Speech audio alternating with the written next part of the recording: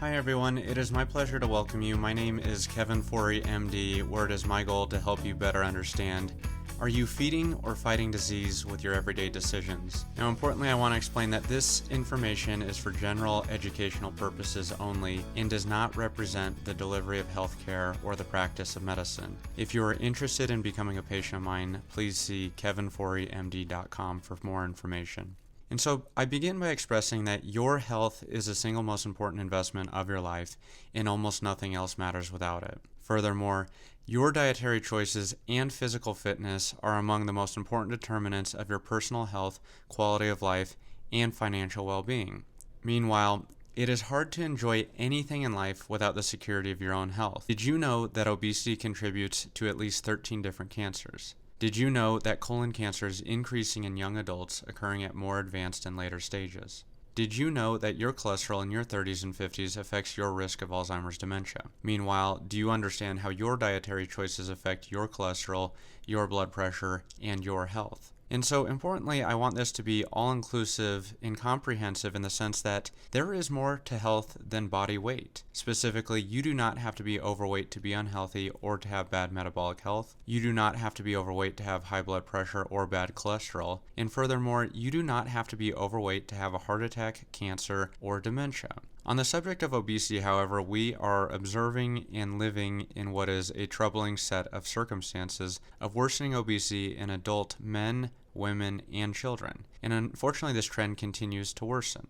A fundamental message that I'm here to promote is the recognition that the increasing rates of obesity are not adequately explained by genetics. It is apparent that genetics does influence someone's likelihood of obesity, but genetics themselves are not adequate in explaining the rapid transformation and degree of obesity seen in this country and beyond. Furthermore, it is agreed among the experts that physical inactivity does not adequately account for what is being observed. The hallmark message that I'm here to promote is that this is primarily driven by our pathological food system. What do I mean by the pathological food system? Well, when it comes to many health and nutrition experts, you see a lot of focus on what constitutes a healthy diet, whether that's a Mediterranean diet, a Blue Zone diet, a plant-based diet. And so I describe this in the various variations as the healthy food hypothesis, wanting to eat more fruits and vegetables, fiber and whole grains, perhaps a plant-based diet. But with so much disease and obesity surrounding us, perhaps answering what constitutes a healthy diet is not the right question to be answered. But instead, we should focus on what constitutes an unhealthy diet with recognition that it is the unhealthy diet driving disease. And so this is alternatively explained as the toxic food hypothesis, where not all calories are equal, and that highly processed foods disproportionately contribute to poor metabolic health and common medical illnesses such as obesity. And so specifically, the emphasis on a healthy diet does not address the underlying issue of our pathological food system. Again, a hallmark message of mine is the importance to minimize or eliminate highly processed foods, with the recognition that 100 calories of sugar does not affect the body the same as 100 calories from olive oil, that there are different metabolic and health outcomes that we can measure, and that not all calories are equal. And so importantly, I use the words minimize or eliminate rather than everything in moderation, because truthfully, everything in moderation is relatively ineffective and unscientific. It's a very subjective claim where it is hard to define moderate. Furthermore, if something is contributing to disease, the goal should not be moderation, but rather to minimize or eliminate. And the most clear example of this is tobacco use.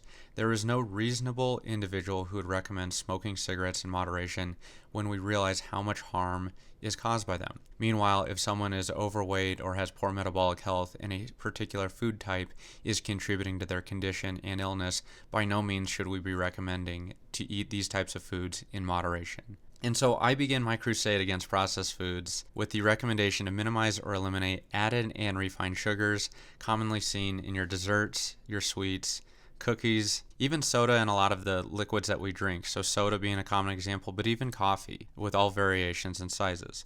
We take here a glass of orange juice looking at the nutrition labels containing 23 grams of added and refined sugar. At surface level, this is actually something that many would regard as healthy. It's plant-based, contains vitamins, no saturated fat, no cholesterol, with the health benefits being countered by that of 33 grams of sugar, for which 7 servings per week would be equivalent to about 27 pounds of sugar annually. And it is my personal and professional opinion that the harmful effects of this greatly outweigh the health benefits, again from the viewpoint of the toxic food hypothesis being a more accurate description of health and unwellness rather than the healthy food hypothesis. The next item I would recommend minimizing or eliminate are white flours and highly refined carbohydrates, thinking of your pancakes and waffles, bagels, children's cereal, potato chips, Cheez-Its. Now, beyond that, it's not that these are just empty calories, but rather these specifically contribute to a condition known as insulin resistance and metabolic syndrome that we'll investigate in greater detail later.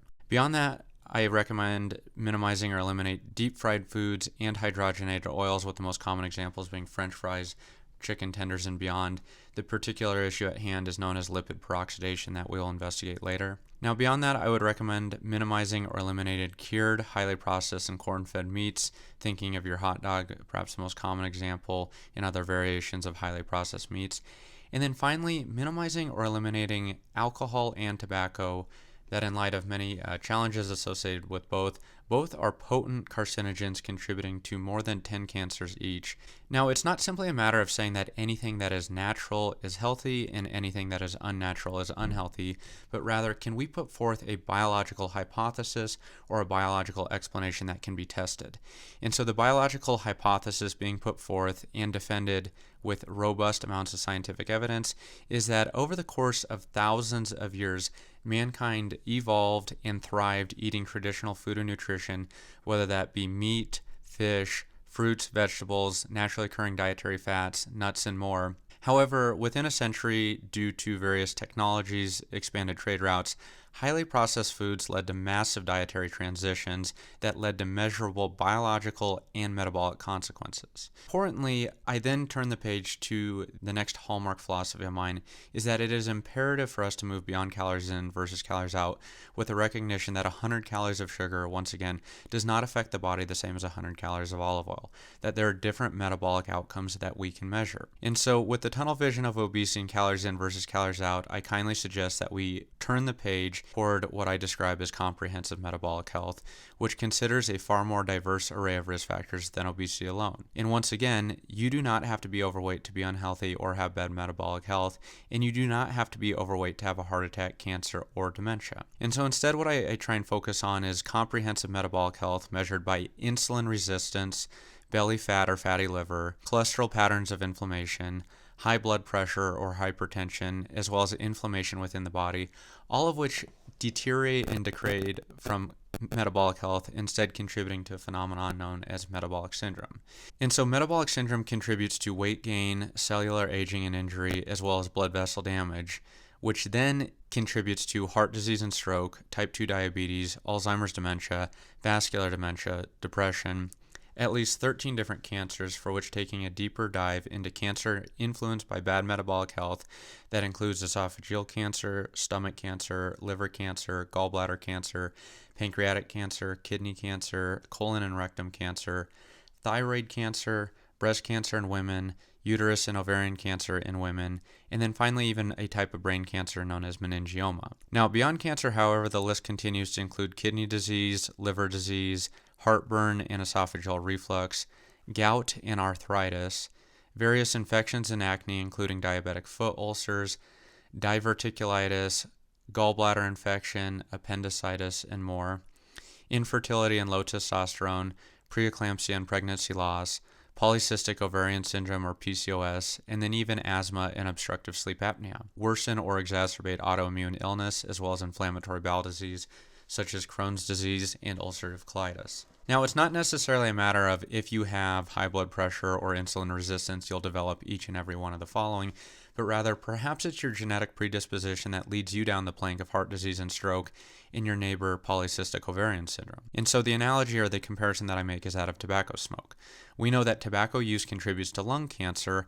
However, there are actually a lot of different issues and illnesses associated with tobacco use, including COPD, emphysema, heart disease, lung cancer, head and neck cancer, and esophageal cancer. So perhaps if you smoke a pack of cigarettes per day, it is your genetic predisposition that leads you down the plank of lung cancer. And if I were to smoke a pack of cigarettes per day, it's my genetic predisposition that leads me down the plank of emphysema. For which this is an example where the same risk factor can lead to different medical outcomes, and that of metabolic syndrome is another example of that. And so turning the page, what are processed foods?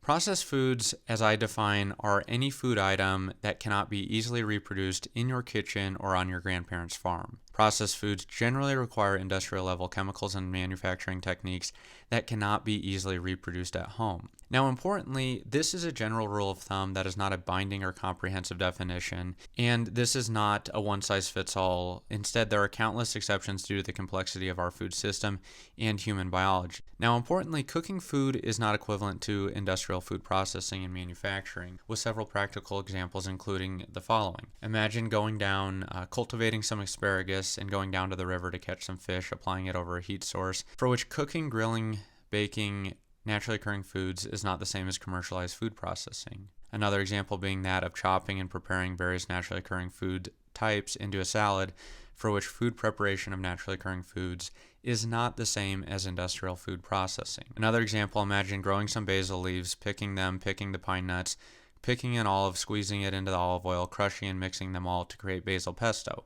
This is another example of food preparation of naturally occurring foods, for which you can create and do this on your own with your own ingredients, or even purchase on the store shelf, again with naturally occurring ingredients. Another example being that of chickpeas, spices, and olive oil mixed together to create hummus.